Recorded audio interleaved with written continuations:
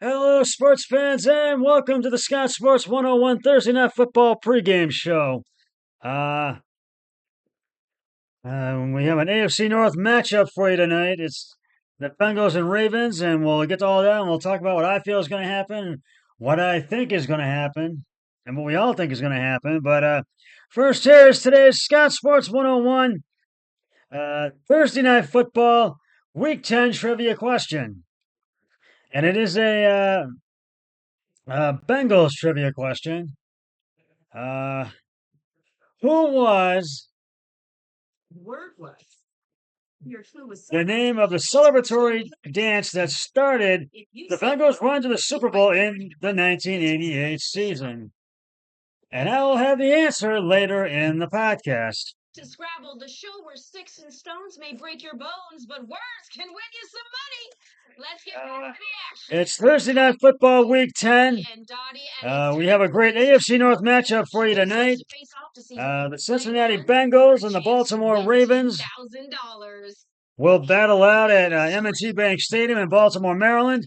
The reigning AFC North champions bounced back from a rough loss to the Browns in Week 8 with a 31-point blowout of the Denver Broncos in Week 9. The Ravens will now attempt, excuse me, I should say that.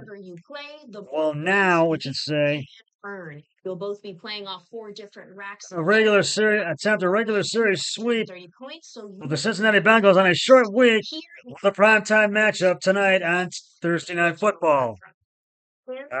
A win would mark the first time sweeping the Bengals in back-to-back seasons since they did so in 2019 and 2020. This season's first matchup between these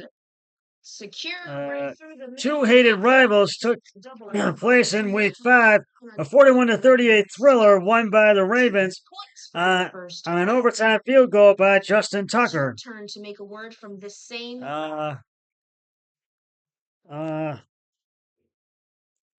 Reigning MVP Lamar Jackson threw for 4 touchdowns and a season-high 348 yards passing and added 55 yards on the ground, out dueling Joe Burrow and his five passing touchdowns.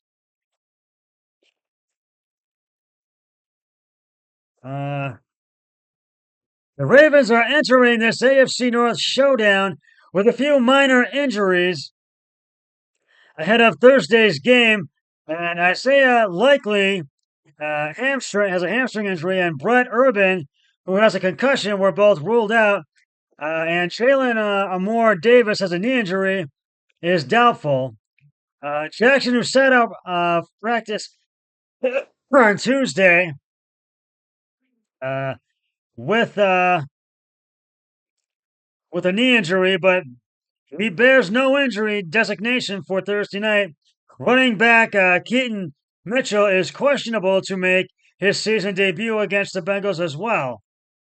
Meanwhile, coming off their most convincing win of the season, a 41-24 blowout of the Las Vegas Raiders, the Bengals will travel to Charm City, which is Baltimore, in search of their 5th victory of the year to improve their record to 500 and keep their slim playoff hopes alive, which is absolutely true.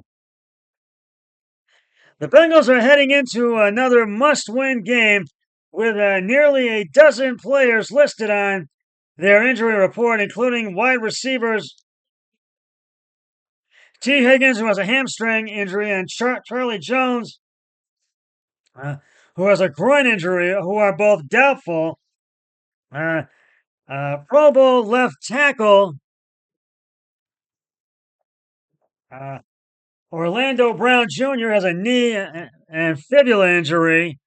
And defensive tackle B.J. Hill, who has his ribs are injured, are both listed as questionable, potentially weakening the Bengals in the trenches on both sides of the ball. So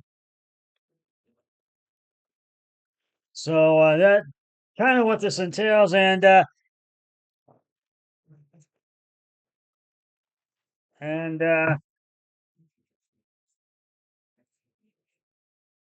Cincinnati last month was a dream matchup for those who enjoyed a great quarterback play. Lamar Jackson and Joe Burrow spent much of the game leading their teams up and down the field with remarkable ease. For a defensive back, it was a bit less enjoyable. Uh, and we felt like we should have lost. The Ravens cornerback Marlon Humphrey said, "We won the game, but did not play well, especially the secondary alone. Big plays, too many big plays. So we're hoping to try to limit the passing attack and get going." The Ravens beat Cincinnati 41-38 in overtime last month. The teams traded touchdowns for a while before an interception by Humphrey enabled Baltimore to kick a tying field goal and force overtime. The question now, heading into Thursday night's rematch, is whether defenses will be any better equipped to slow down Jackson and Burrow.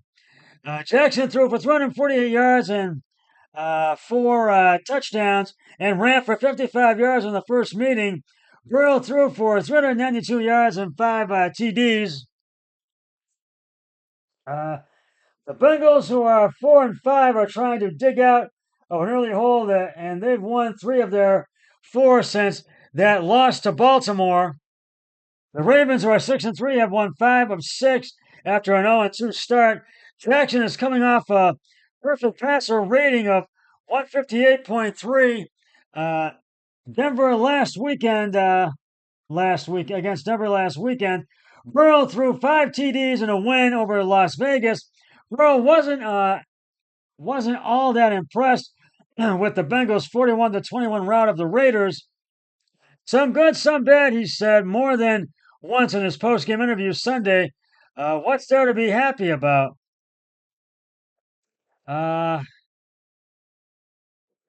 Despite the Bengals' frequent stumbles, Burrow is having a good season. His 20 touchdown passes are tied for second in the league with Jackson, one behind Tampa Bay's Baker Mayfield. He's completing 70.2 passes of his passes. The Ravens had to come from behind in the first meeting against Cincinnati, in part because Derrick Henry didn't really get along after a big run in overtime set up the game-winning field goal. He finished that game with only 92 yards rushing. Establishing Henry early could help Baltimore keep Burrow and the Cincinnati offense off the field. And I agree with that wholeheartedly. The Ravens have a run for at least 100 yards in 42 consecutive games. That's one shy of the NFL record held by the Pittsburgh Steelers from 1974 to 1977, and the Ravens 2018 to 2021. One of the reasons the Bengals have struggled is their lack of run game. Coming into last week's game, they were averaging just under 90 yards per game. They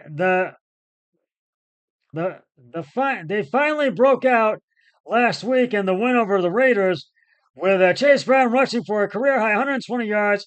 Brown, whose backfield partner Zach Moss is sidelined with a neck injury, carried 27 times, also a career-high, and picked up chunks of yardage against a team that has struggled to stop the run. The question is whether Cincinnati can sustain the success on the ground against the Ravens defense, which is number 1 in the NFL against the run. One factor is the status of starting left tackle Orlando Brown Jr., who has been out with a knee injury. Baltimore is 21-3 in primetime home games under coach John Harbaugh. That includes an 8-0 mark on Thursday Night Football. If there's anything that might slow down these two offenses, it's the short layoff and the possibility that players could be banged up and tired when they take the field, although that can affect defensive players too. It always seems like whoever can recover the fastest is usually the team that looks the freshest. Humphrey said it's a tough turnaround, but the reward is cool when you win to get the extra days off. Jackson was brilliant at the passer last weekend. He didn't seem overly eager to take off running. That was after missing a couple of practices with back-to-back with back and knee issues. Excuse me. I just didn't feel like I had to.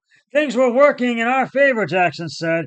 Guys were getting open. Guys were catching the ball. Linemen were protecting running backs. Were catching the ball. Everything was just going our way, and I really didn't have to run. And so, yeah, that's basically what this matchup's going to be about tonight. So